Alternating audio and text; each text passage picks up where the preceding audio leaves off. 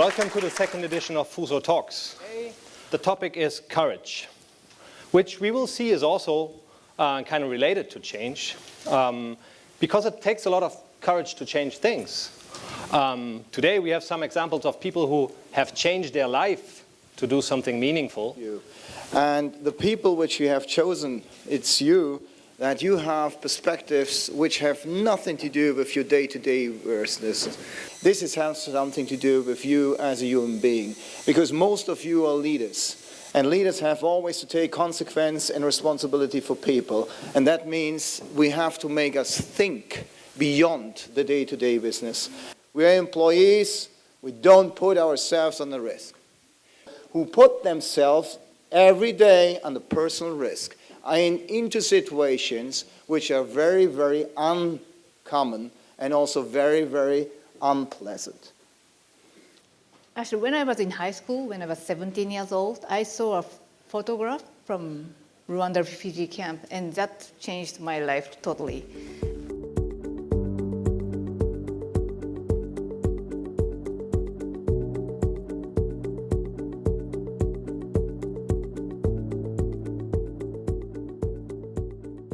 I have been working in the area of peace building in what is called conflict zones for the last 15 years. And my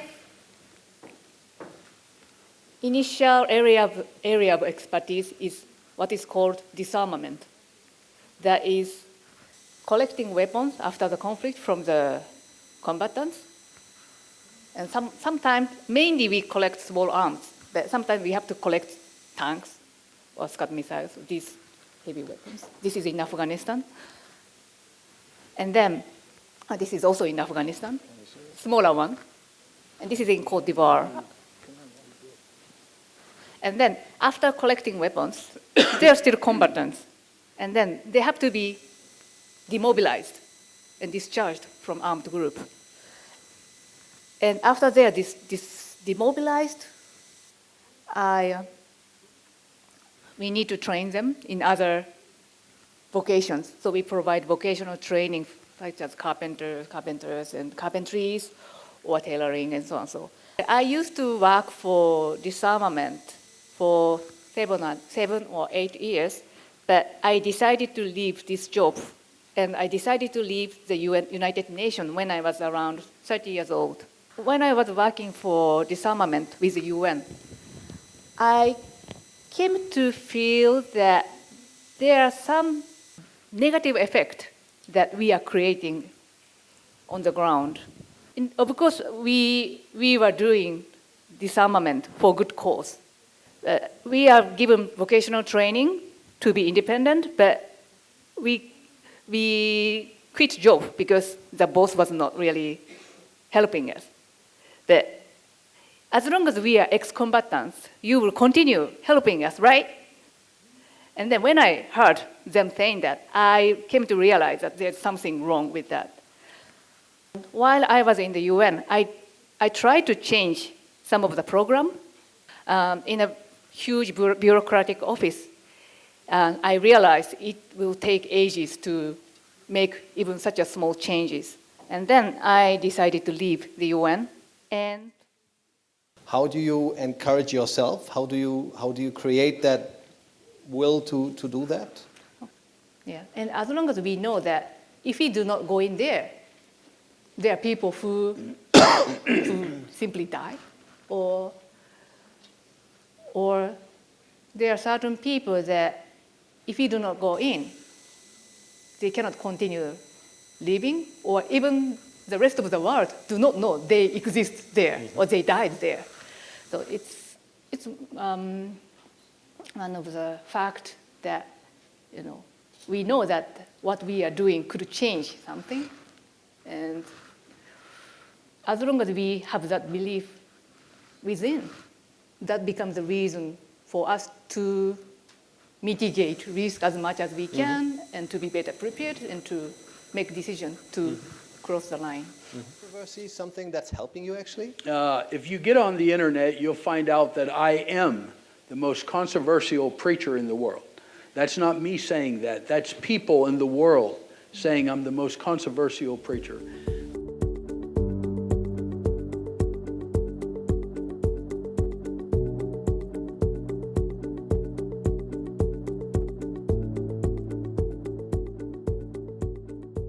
So I believe that anyone that's going to stand up for something, stand up for what's right, you're going to become controversial.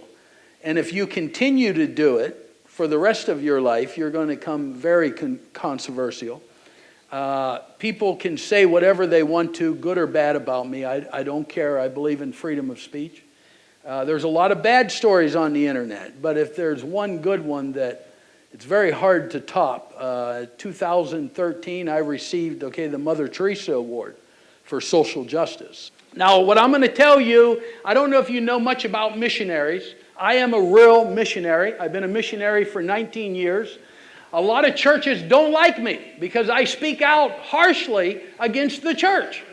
I believe that the church has been in Africa too long, teaching the gospel, but at the end of the day, people are still standing with their hand out. What we have started to create in Africa and other countries is a welfare system. And I believe that the gospel of Jesus Christ is more than teaching people to beg. I believe we need to give people a skill and teach them a talent. Do you realize in third world countries right now, at an orphanage, you're asked to leave at 15 years old? Especially, do you realize that more than 70% of those children end up in prostitution? Who has created that? Who is the blame for most of that? People don't like me saying it, but the church. The church has created and built more than 90-some% of those orphanages. So we not only have 6 orphanages, we built a VOTEC school that teaches auto mechanics, it teaches woodworking, it teaches welding, and it teaches seamstress.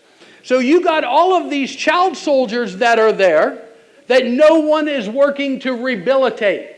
Now, if you don't work to rehabilitate a child soldier and victims of war, you got a very good chance that on a 10-year cycle, another civil war is going to begin by the victims of that war. History maker and success. What do you want to be in life? 30 years ago, I couldn't read or write. But something happened in here, it begins in here, that I wanted to change my life. I think real success begins right here, in the heart. Knowing that you've done right. History maker is when your name goes down in history because of what you are doing. I went through your plant the other day, and I'm just assuming that everybody here works at this plant. And I noticed something that was very proud to be a part of. The assembly line was moving on. I noticed one guy came through with a little cart of bolts. And his job was just to keep all the bolts inside of the containers so they never run out. Because that assembly line, if somebody runs out of bolts, if somebody don't have the right tools, if they end up running out, the assembly line stops. But I noticed production was so good in this plant.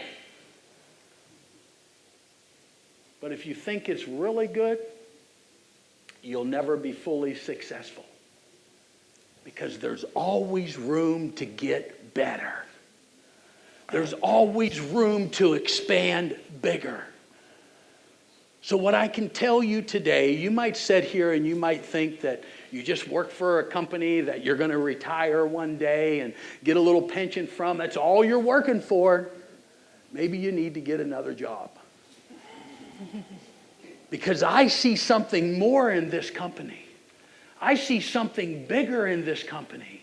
It's just being a part of it.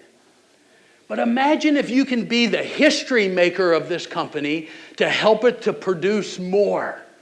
Imagine if you can think of something to help the production line go quicker, go faster, make more money. All of a sudden, you start making history. And then what happens? Success. We got a lot of successful people. We got a lot of unbelievable people. We got people in this room that can be history makers, okay? But imagine if we all came together.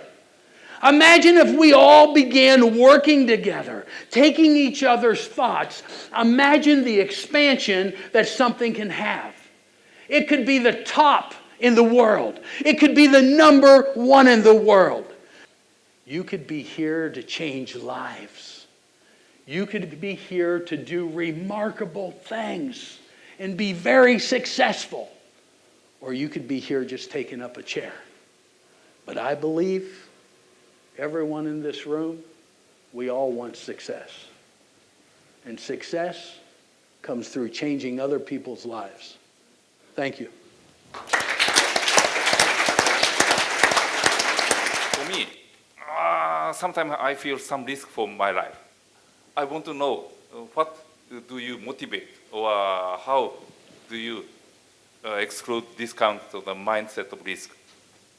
There's something that sticks out in mine, and it's one of the favorite stories or verses, whatever you'd like to call it, is James chapter 4, verse 17. It says, if you know you should do something and not do it, you have sinned. How do you inspire people to do what you think is the right way? How do you lead your teams? What's the mechanisms? And the only way that can happen is I got to have key people. And those key people got to believe in what I'm doing. If they don't believe in what I'm doing, they need to find another job. So for them people, for a favor to be on all of us, we all got to believe together. We all got to learn to work together. We got to share that same vision. How do you keep the juice going on? How do you keep what you do despite that energy tries to pull you back? How you keep going and spread the change to make your point or do what you believe you're doing? See, the biggest thing in life is that you know that you're right in what you're doing. Whether it was right or wrong, he didn't care. He didn't even care what it was all about. He would look around and whatever the majority was, he would jump on that wagon. It's not about the majority. It's about what's right. And when you know what's right, that gives you every incentive not to quit, not to stop, because you know it's right. It comes down to myself, with how much I would like to do that. But one of the challenges is, especially when we are a child, if parents reject our initiative, it becomes quite difficult. But also there's a way to convince them, as long as we believe, even as a child, that we want to do this and do that. We have to,